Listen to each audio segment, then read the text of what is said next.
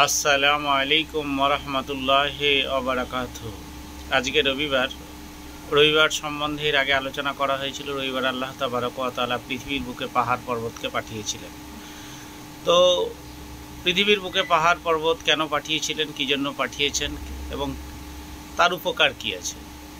পৃথিবীর ভারসাম্য রক্ষা করার জন্য আল্লাহ তাবারক ওয়া তাআলা পাহাড় পর্বতকে যেমন সৃষ্টি করেছেন, তেমন নদ নদী সমুদ্র এগুলোকেও আল্লাহ তাবারক ওয়া তাআলা সৃষ্টি করেছেন।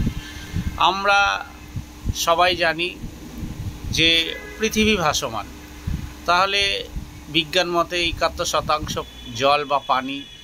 তা সত্ত্বেও আমাদের তাহলে ভাসমান অবস্থায় আমাদের পৃথিবী ডুবে যাচ্ছে না কেন? টোটালটাই আল্লাহর রহমত বা নিয়ামত বলা যেতে পারে।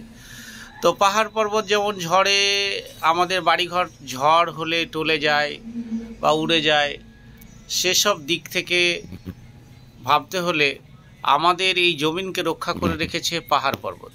যদি বলা হয় কীভাবে, তো আমাদের বাড়িঘরকে আটকাতে গেলে প্লার দিতে হয়, পেরেক ঠুকতে হয়, আরও বিম দিতে হয়।